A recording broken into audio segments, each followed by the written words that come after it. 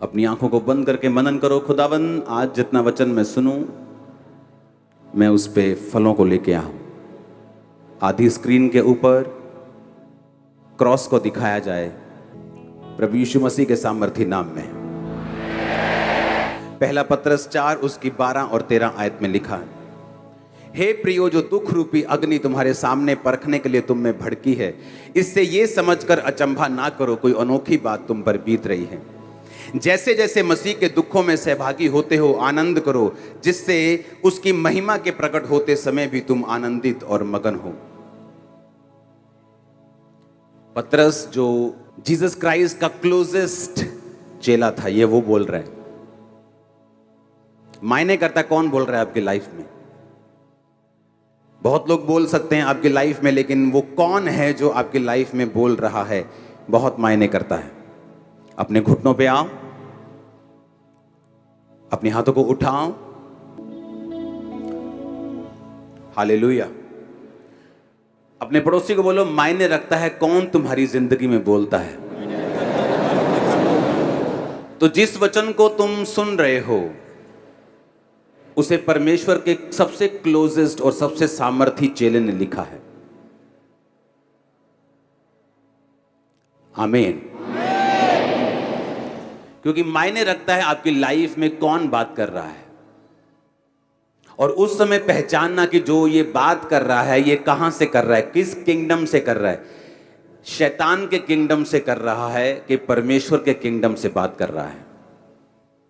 2004 में जब बपतिस्मा लेकर मैं पानी के बाहर आया और हम बैठकर प्रार्थना कर रहे थे, तो थोड़े से लोग थे, 15-20, और बैठकर हम प्रार्थना कर रहे थे। और वहां पर एक बहन थी, वो आज भी मेरे कांटेक्ट में है। उसने कहा कि परमेश्वर का आत्मा मुझे बता रहा है कि यहाँ एक परमेश्वर का बहुत बड़ा दास बैठा, खुदा उसे बहुत इस्तेमाल करेगा। और सुनो, मुझे 1% भी मालूम नहीं था। मैंने कहा ये मैं तो हूं ही नहीं, किसी के लिए हो सकता है।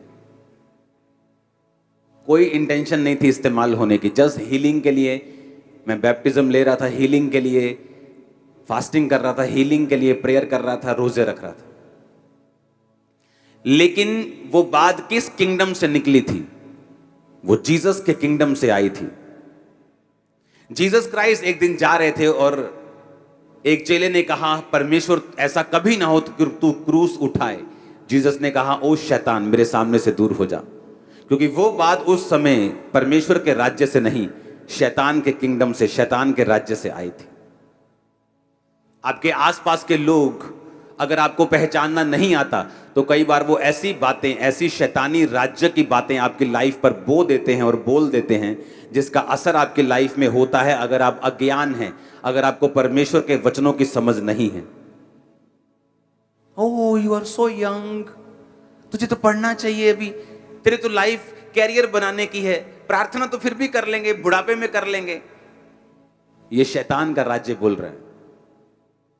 क्योंकि जैसे ही शैतान को मालूम है, अगर आप प्रेयरफुली पढ़ेंगे, आप उस डायरेक्शन में जाएंगे जहां परमेश्वर चाहता है। कितने इंटेलिजेंट स्टूडेंट्स हैं जिनका पेपर्स के दिनों में एक्सीडेंट हो जाता है, पेपर्स के दिनों में बीमार हो जाते हैं, पेपर्स के दिनों में भूलना शुरू कर देते हैं, डिप्रेस हो जाते हैं। तब उनकी इंटेलिजेंसी काम नहीं आती, ना बल से ना शक्ति से, बल्कि परमेश्वर की आत्मा के द्वारा, बाइबल कहती। एक इंटेलिजेंट मैन अपने बिजनेस में फेल है और उससे अधिक मूर्ख व्यक्ति 10 गुना अपने बिजनेस में पास, और वो सोचता है कि ऐसा क्यों? क्योंकि बाइबल कहती है आपको परमेश्वर की जरूरत है। उसके बिना आई गई हर आशीष टेम्परेरी हो सकती है, थोड़े दिनों की हो सकती है, साथ बहुत सारी श्रापों को लेके आई हुई हो सकती है। हालेलुया। इसलिए मायने रखता आपकी लाइफ में कौन बोल रहा है। मैंने यूट्यूबर्स देखे हैं, पैसा पैसा पैसा, गाड़ी खरीद ली, एक दिन उसी गाड़ी से एक्सीडेंट हो गया, मर गए।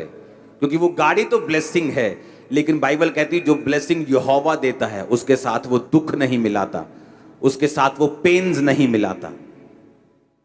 अगर आज का वचन आप समझ गए तो आपकी लाइफ चेंज होगी यीशु के नाम में। आज 2 चेलों की हम बात करेंगे, पहला पतरस और दूसरा याकूब। ये दोनों चेले परमेश्वर के बहुत करीब थे। इनको परमेश्वर का एक्सपीरियंस था, परमेश्वर के साथ चले थे। जब लंगड़े चलाने होते थे, जब तो चेले 12 होते थे, लेकिन जब मुर्दा को जिलाना होता था कई बार, जैसे 12 साल की लहू बहने वाली औरत को परमेश्वर ने चंगा किया, तो एक आराधनालय का सरदार यीशु मसीह के पास आके बोलता है कि परमेश्वर मेरी 12 साल की बेटी मरने पे है, आ और उसे चंगा कर, हाथ रख। और जीसस क्राइस्ट रास्ते में जा रहे थे तो किसी ने कहा तेरी बेटी मर गई है, अब गुरु को दुख ना दे। यीशु मसीह ने अनसुना करके उसके घर में गए, चेलों को बाहर छोड़ा, पतरस, याकूब और यूहन्ना को साथ लेकर और माता पिता को साथ लेकर उस लड़की को बोला, हे लड़की तलीता कुमी, यानी उठ। और बाइबल कहती वो उठ के बैठ गई। कौन थे वहां? पतरस, याकूब और यूहन्ना। आज हम 2 चेलों की बात करेंगे और इन 2 चेलों ने सेम चीज आपके लिए क्यों लिखी है, और परमेश्वर ने भी ये 2 बार बाइबल में क्यों होने दिया कि आपको सेम चीज 2, 3 बार, 4 बार परमेश्वर ने क्यों लिखी है? क्योंकि परमेश्वर एक खास मैसेज आपको देना चाहते हैं। और अगर ये खास मैसेज आप समझ गए, क्योंकि आपकी लाइफ इस पे निर्भर करती है, क्योंकि जब आप रास्तों में जाते हैं तो पुल आते हैं।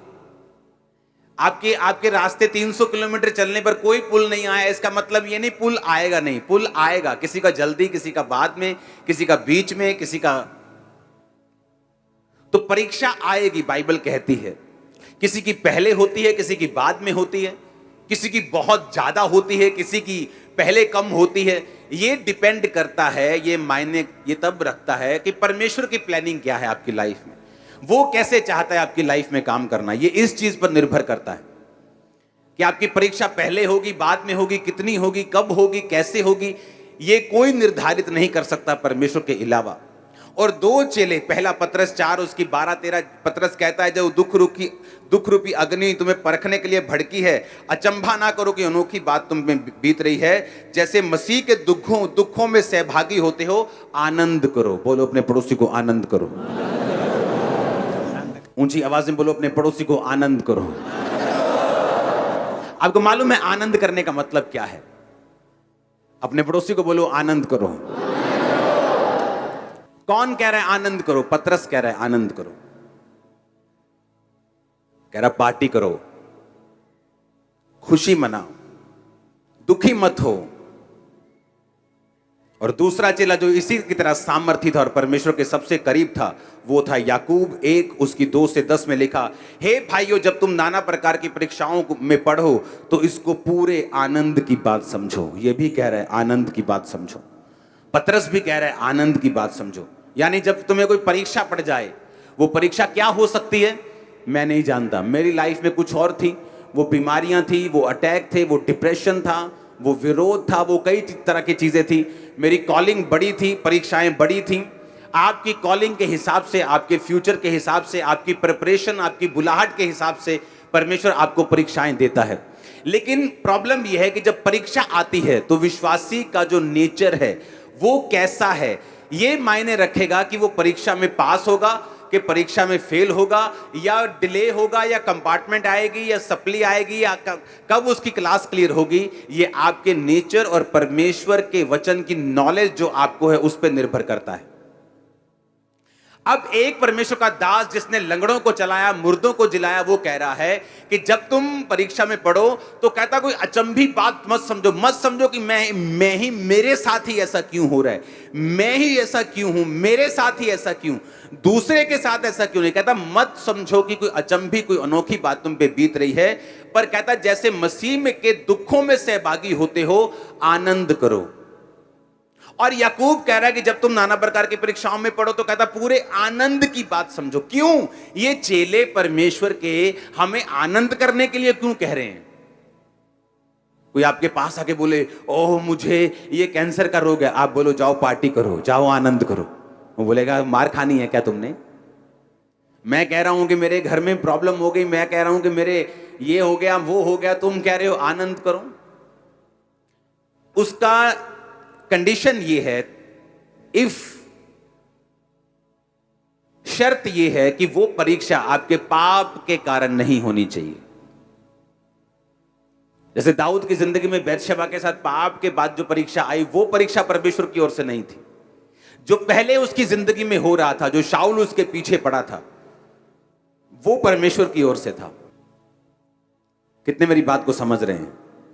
अब 2 चेले कह रहे हैं कि आनंद करो। क्यों ये हमें आनंद करने के लिए बोल रहे हैं? 2009 में जब ये सेवकाई शुरू हुई तो मेरा पूरा बिजनेस जो करोड़ों रुपए का था, किसी ने आग लगा दी थी इसी गांव के लोगों ने। तो अगर मैं वचन उस समय पढ़ता यही पतरस का, तो पतरस कहता आनंद करो, तो मैं सोचता नहीं, पतरस को कुछ दवाई की जरूरत है। ये मुझे कह रहा है मेरा बिजनेस जल गया, करोड़ों रुपए का नुकसान हो गया, यही बिजनेस की तो मैं गवाही देता था, यही बिजनेस की गवाही देकर तो मैं लोगों को समझाता था कि मसीह में आओ। अब यही बिजनेस जल गया तो मेरे पास कोई गवाही नहीं है, अब मेरी हीलिंग की गवाही बची है। और वो भी शैतान मेरी हीलिंग से भी फाइट करता रहता था, ताकि मुझे ये महसूस होता रहे कि तेरे पास अभी कुछ नहीं है, तेरे पास 5 साल हो गए अभी कुछ नहीं है, बिजनेस भी था वो भी चला गया। तो मेंटल टॉर्चर करने की वो कोशिश करता था, मेंटली आपसे क्वेश्चन करने की कोशिश करता है, आपको सवाल पैदा करता है। यीशु मसीह की जो प्रेजेंस है, उसकी जो ग्लोरी है, उसकी जो होंद पंजाबी च कहते, उसके ऊपर वो सवाल पैदा करता है कि वो है कि नहीं, क्योंकि तुम्हारे पास बिजनेस था वो जल गया, अब सेहत है और वो उसके साथ भी मैं फाइट कर रहा हूं, तुझे मैं हीलिंग लेने नहीं दूंगा। तो ऐसा लगता है कि क्या सचमुच परमेश्वर है भी या नहीं। लेकिन जब पतरस को पढ़ा तो उसने कहा आनंद समझो। जब याकूब को पढ़ा जो परमेश्वर के करीब था, वो भी कह रहा कि जब तुम नाना प्रकार की परीक्षाओं में पढ़ो तो पूरे आनंद की बात समझो। क्यों? मैं आपको बताता हूं क्यों। मेरी लाइफ में बहुत सी परीक्षाओं को मैंने देखा है। अब जो आजकल थोड़ा बहुत विरोध होता है, ये कोई परीक्षा नहीं है, ये तो मतलब ऐसे ऐसे वाला है, ये कोई परीक्षा नहीं है। हालेलुया। ये तो शैतान जैस दुखी है बेचारा। सुनो, परीक्षा किसे बोलते मैं आपको बताता हूं। ये परीक्षा परीक्षा नहीं है, सुनो, ये तो एंजॉय करो, मजे लिया करो। तो परीक्षा किसे? 2005 में मेरी लाइफ की बिगेस्ट परीक्षा थी। 2005 में मैं अपनी लाइफ के मोस्ट डिप्रेस्ड पार्ट से होकर गुजर रहा था। सुसाइड करना चाहता था मसीह में आने के बाद, ले हैंड करता था तब, पवित्र आत्मा पा चुका था तब भी। इतनी ज्यादा मेरी लाइफ में वो डिप्रेशन और डेविलिश अटैक्स थे, लेकिन शैतान मेरे अंदर नहीं था। खेल खूल वाला काम परमेश्वर में आने के बाद एक विश्वासी नहीं करता। अगर वो सच्चा विश्वासी है, अगर वो परमेश्वर की पावर को समझता है, अधिकारों को समझता है कि शैतान मेरी जूती के नीचे है, मैं शैतान में खेलूंगा नहीं, तो वो खेल बंद हो जाती है उस दिन, जिस दिन इंसान समझ जाता है। प्रेयर करने की भी जरूरत नहीं, करवाने की भी जरूरत नहीं कि दुष्ट आत्मा मेरे से निकाल दो। अगर तुम क्रिश्चियन हो, शैतान को बोलो ये शरीर यीशु का है, तेरा नहीं, चल भाग यहां से यीशु के नाम में। That's it. वो खेल आनी बंद हो जाएगी। जब सिर घुमाने के लिए शैतान बोले तो उसे स्टॉप करो, उसे बोलो ये शरीर तेरा नहीं, यीशु मसीह का है, ये हिलेगा नहीं, ये खुदा के काम करेगा। आप बोलते नहीं, जब बोलते नहीं तो शैतान काम करता है। परमेश्वर का रूह कह रहा है अपने दोनों दासों के जरिए से कि जब परीक्षाओं में पढ़ो तो इसे बिल्कुल आनंद की बात समझो, इसे प्योर आनंद समझो, प्योर दिल के साथ खुशी मनाओ जब तुम परीक्षाओं में पढ़ो। इसका रीजन है, आपकी लाइफ में एक समय आएगा, आप अगर परीक्षा में हैं, थे या होंगे, ये वचन सबके लिए एक है। आपकी लाइफ में एक टाइम आएगा, आप पवित्र आत्मा से भरे हुए होंगे, आप वचन को जानते होंगे, लेकिन शैतान फिर भी क्वेश्चंस आपके सामने रेज करेगा, सवाल पैदा करेगा। ये क्यों? अगर वो है तो ये क्यों है? अगर वो है तो ऐसा क्यों नहीं है? और इतने सारे क्वेश्चंस आपके साथ होंगे और आपको लगेगा कि आप कुछ नहीं कर सकते इन क्वेश्चंस के खिलाफ। तब वो परीक्षा जो आपकी हुई थी और उससे निकलने की फीलिंग्स और एक्सपीरियंस जो आपको हुआ था, आपको मसीह में सदा के लिए स्टैंड रखेगा यीशु के नाम में। मैं आपको सच कह रहा हूं, मैं अपनी लाइफ में खड़ा हूं, उसका एक मेजर कारण यह है कि 2005 की वो परीक्षा जिससे मैं सबसे अधिक तंग हुआ, और पार्ट्स में मैं उस परीक्षा से निकला हूं, पार्ट्स में कुछ कुछ करके 8 साल 9 साल 10 साल। लेकिन जब शैतान ने मेरी लाइफ में क्वेश्चंस रेज किए, बाइबल जानते हुए, पवित्र आत्मा से भरे हुए, सामर्थ पाए हुए भी, वो एक्सपीरियंस जो मेरा परीक्षा से निकलने के बाद जो मैंने प्रभु से लिया था, परमेश्वर ना इनकाउंटर हुआ मेरा आमना सामना, क्योंकि वो परीक्षा से निकलना आसान नहीं था। वो एक्सपीरियंस आज भी जब मैं याद करता हूं, वो परमेश्वर मुझे खड़ा रखता है, क्योंकि वो साबित करता है यीशु मसीह जीवित परमेश्वर। मैं आपको बता रहा हूं, वचन जानने वाले भी लोग कई बार बैकस्लाइड हो जाते हैं, क्योंकि उनका यीशु मसीह से आमना सामना नहीं हुआ, उन्हें ये प्रैक्टिकली नॉलेज नहीं है। आप जानते हैं पतरस वचन जानता था, यीशु मसीह को जानता था। जब यीशु मसीह मर गए तो फिर मछलियां पकड़ने के लिए चला गया था, अपना काम धंधा पकड़ने के लिए चला गया था, बैकस्लाइड हो गया था, और जीसस क्राइस्ट फिर उसके पास गए, इनकाउंटर हुआ।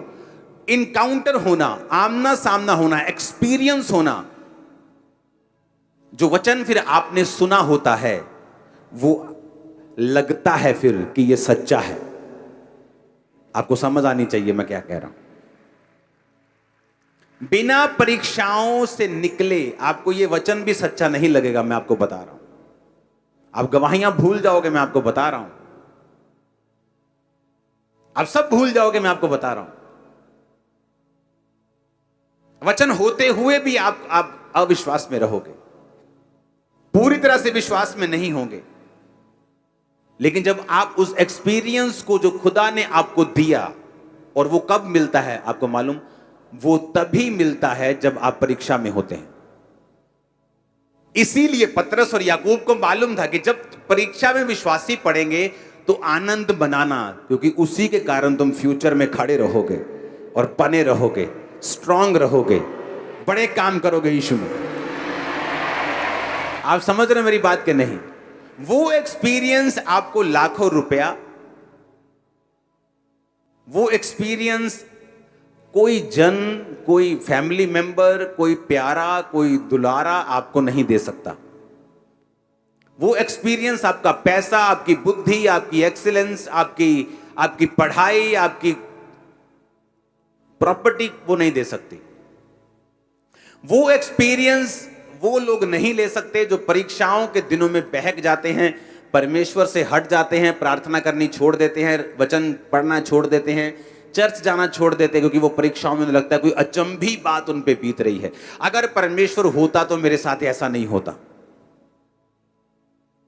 और पतरस ने पहले ही कह दिया कि तुम, कहता अचंबा मत करो कि अनोखी बात तुम पे हो रही है, क्योंकि मुझे बड़ा अचंबा होता था कि मैं ही क्यों, ये सारे डिप्रेशन, ये सारी बेवकूफों वाली चीजें ये मेरी लाइफ में क्यों हो रही हैं। तब समझ नहीं आती थी, तब लगता था कि परमेश्वर मुझे निकाल, मुझे कुछ नहीं चाहिए, मुझे निकाल बस इन चीजों से। लेकिन आज समझ आती है कि वो क्यों था, ताकि मैं आज खड़ा रहूं। वो आपको देख रहा था, वो लाखों लोगों को देख रहा था, वो मुझे देख ही नहीं रहा था। उसे मालूम था कि आने वाले समय में क्या होगा।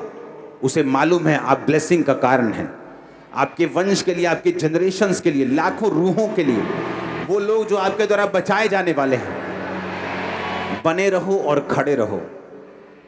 वो अनोखी बात हो सकती है, वो लंबा एक्सपीरियंस हो सकता है, लेकिन मैं आपको बता रहा हूं उसी के लिए आप फ्यूचर में अपनी गाड़ियों के लिए, अपनी प्रॉपर्टीज के लिए, अपने परिवार, अपने जिंदगी के लिए इतना थैंक्स नहीं करोगे जितना आप उस परीक्षा के लिए करोगे, क्योंकि ये सब कुछ भी नहीं रहे अगर वो परीक्षा का एक्सपीरियंस आपको ना होता और आप परमेश्वर से हट जाते।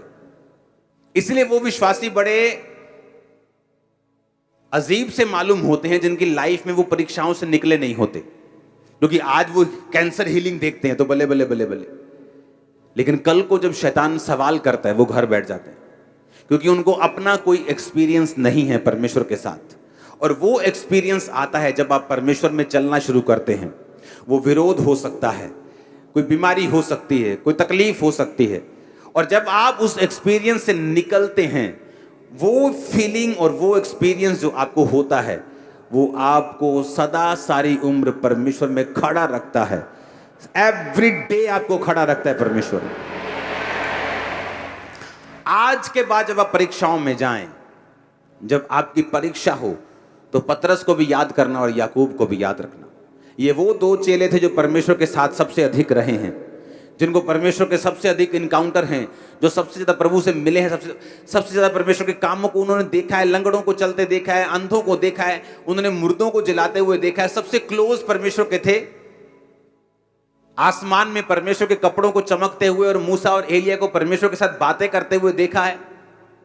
ये वो दो चेले कह रहे हैं कि जब तुम पे परीक्षाएं आए तो पूरा आनंद मनाओ, क्योंकि परमेश्वर कुछ ऐसा कर रहा है जो फ्यूचर में तुम्हें चट्टान की तरह स्ट्रांग रखेगा। तुम हट जाओ तो परमेश्वर तुम्हारे पीछे भागने वाला नहीं, उसके पास हमेशा रिप्लेसमेंट है। परमेश्वर के घर की एक निशानी है, जब एक व्यक्ति को घमंड हो जाता है कि मेरे जैसा कोई काम नहीं कर सकता, परमेश्वर उससे बेटर कोई खड़ा करता है। इसीलिए हर एक बंदे को यह मालूम होना चाहिए, इसलिए मुझे मालूम है, आपको भी मालूम होना चाहिए कि उसके पास रिप्लेसमेंट्स पड़ी होती हैं। जब लगता है कि मेरे जैसा ये काम मैं चला जाऊंगा तो देखना क्या होता है, और जब वो व्यक्ति देखता है कि मैं चला गया, मुझसे कोई बेटर उस स्थान पे खड़ा है, क्योंकि परमेश्वर के पास रिप्लेसमेंट्स हैं। आप नहीं करेंगे, कोई और करेगा। दाऊद के बड़े भाई के ऊपर कॉलिंग थी, दाऊद के ऊपर नहीं थी। वो फेल हो गया, छोटे पे आ गई, वो फेल हो गया, छोटे पे आ गई, वो फेल हो गया, छोटे पे, सब फेल हो गए, दाऊद पे आ गई। दाऊद पास था क्योंकि वो परमेश्वर के नाम में, उसकी परीक्षाओं के दिनों में भी परमेश्वर के साथ जुड़ा रहता था। आमीन। मैंने लोगों को देखा है, मैंने आपको स्टोरी बताई, बहुत सारी स्टोरीज है मेरे पास। लोग नहीं समझ पाते परीक्षाओं में उनको क्या करना है, परमेश्वर में आगे जाना है कि पीछे जाना है। एक लड़की की हमेशा शिकायत रहती थी अपने मम्मी से कि तू मुझे कम प्यार करती है, मेरी बहन को ज्यादा करती है। हमेशा उसी की यही शिकायत रहती थी, और उसने आके बोलना कि मेरी मम्मी मुझसे, मैंने कहा तेरी मम्मी का प्यार तुझे नहीं चाहिए, तुझे परमेश्वर के करीब जाना है। खुदाबंद की प्लानिंग तेरी लाइफ में अलग है, तू प्रभु के करीब हो। खुदाबंद कई बार दुनिया से आपको रिजेक्शन देता है ताकि आप परमेश्वर के करीब हो सके। अगर तुम नहीं समझोगी तो फिर शैतान तुम्हें अपनी ओर ले जाएगा। बुलाहट छोड़ दी, भाग के शादी कर ली, सेवा से सदा के लिए दूर, वो लाइफ कभी वापस नहीं आई। मेरी लाइफ में मैं और मेरे भाई ने इकट्ठे बपतिस्मा लिया था, लेकिन मेरा भाई मेरे मम्मी और पापा से ज्यादा अटैच था और मैं कम अटैच था। वो छोटा ही रहा, मतलब वो 25 का था तब भी छोटा ही था, वो 15 का था तब भी छोटा था, तो मैं बड़ा ही था। लेकिन एक कारण था, जब बपतिस्मा लेने के बाद मेरी फैमिली में तगड़ा विरोध शुरू हुआ, तो उस विरोध के प्रेशर में आके मेरा भाई बैकस्लाइड हो गया और मैं आगे चला गया, क्योंकि मैं अटैच नहीं था इतना इमोशनली। अगर होता तो क्या होता आपको मालूम होता। तो कई बार परमेश्वर, आपको मालूम नहीं आपकी लाइफ में जो हो रहा है वो क्यों हो रहा है, उसका आने वाले समय में परमेश्वर उसकी उन चीजों को जाहिर करता है कि ऐसा क्यों हो रहा था। तुम्हें सिर्फ खड़े रहना और बने रहना। मैं खड़ा रहा, बना रहा। आई थिंक 2009 में, आई थिंक, हाँ 2004 में मैंने बैप्टिज्म लिया, तो 2005 से इमेजिन कर लो वो बैकस्लाइड था। 5 निकल गया, 6 निकल गया, 7 निकल गया, 8 निकल गया, 9, 10, फिर वो वापिस आया। उसकी वाइफ ने मुझसे बपतिस्मा लिया, मेरी मदर ने फिर मुझसे बपतिस्मा लिया, मेरे फादर ने फिर मुझसे बपतिस्मा लिया। अब हम अटैच हैं क्योंकि वो समय निकल गया, वो परीक्षा का टाइम निकल गया। अब कोई चक्कर नहीं है ऐसा। अब शायद मैं ज्यादा अटैच हूंगा, लेकिन कारण मैं आपको बता रहा हूं। रीजन ये था कि परमेश्वर का एक प्लान था। तो कहता अचंभी चीजों को मत लो कि कुछ अचंबा तुम्हारे साथ हो रहा है, क्योंकि परमेश्वर कुछ माइक्रो चीजें तुम्हारी लाइफ में कर रहा है। तुम्हारी सोच के ऊपर वो काम कर रहा है, तुम्हारे सराउंडिंग में जो हैं उनके लिए वो तुम्हारी लाइफ में काम कर रहा है। कई बार आपका दोस्त आपको रिजेक्ट कर देगा, आप बोलोगे यार मैंने क्या किया है, ये मुझसे ज्यादा 10 गुना नीचे, ये मूर्ख व्यक्ति इसका दोस्त है, इसके साथ ये बनती है, मेरे साथ क्यों नहीं बन रही इसकी। परमेश्वर नहीं चाहता, वो आपको अलग रखना चाहता है। पर आप शक कर रहे हो कि मैं अच्छा हूं कि नहीं। You are the best. आमीन। आप बेस्ट हो, क्योंकि परमेश्वर कुछ, सुनो, अगर आप बच्चों वाले हैं या आप माता पिता हैं तो आप समझेंगे। आप अपने बच्चे की हर चीज को नोटिस करते हो, किसके साथ बात करता है, क्या खेलता है, क्या बोलता है, क्या खाता है, क्या पहनता है, कैसे सोता है। आप हर चीज में निगाह रखना चाहते हो कि आपको नहीं चाहिए कि कुछ गड़बड़ हो जाए। परमेश्वर, आपको लगता है कि परमेश्वर को सिर्फ प्रार्थना बाइबल से मतलब है, बस प्रार्थना करी, बाइबल पढ़ी, चर्च गए, टाइट दिया परमेश्वर को। और परमेश्वर नहीं, परमेश्वर आप सोचते कैसा है, आप जाते कैसा है, गाड़ी क्या, उसको हर चीज से मतलब है। और वो आपकी लाइफ में बिल्कुल बारीकी से काम करता है। अगर आप ध्यान से देखें तो बस इतना रहम कर देना कि तुम बने रहना परमेश्वर में। पाप में रह के जो परीक्षाएं आएंगी वो तुम्हें कम करने के लिए होंगी, पवित्रताई में रहकर जो परीक्षाएं आएंगी वो तुम्हें बढ़ाने के लिए होंगी। बस ये एक फर्क तुम अपने आप तय कर लेना, क्योंकि पंगा लिया है शैतान के साथ, जप्फी पाई है तो परीक्षा आई है, कि शैतान को थप्पड़ मारा है तो परीक्षा आई, कि प्रभु के साथ जप्फी डली है तो परीक्षा आई। अगर तो शैतान के साथ जप्फी डली है तो परीक्षा आई है, तो फिर वो घटाने के लिए है। अगर प्रभु के साथ हक किया है तो परीक्षा आई, वो तुम्हें बढ़ाने के लिए है। तो परमेश्वर माइक्रो मैनेजिंग आपकी लाइफ में करता है, छोटी छोटी चीजों पर भी वो काम करता है। आपको फ्रस्ट्रेशन हो सकती है, कई बार आपको खिजाहट आ सकती है, आपको अजीब लग सकता है, लेकिन परमेश्वर आने वाले समय को देख रहा है। मेरा विश्वास है कि अब परीक्षाओं में आप आनंद को मनाएंगे, आप उसमें खड़े रहेंगे, विश्वास के साथ अड़े रहेंगे। आमीन ऊंचा तो ये बरकत आपकी है। हमारे YouTube चैनल को सब्सक्राइब करें ताकि आप परमेश्वर के गहरे भेदों को जान सकें कि कैसे आप परमेश्वर में बढ़ सकते हैं, कैसे आप दुष्ट आत्माओं से, नशों से, बीमारियों से और वंशों के श्रापों से आजाद हो सकते हैं।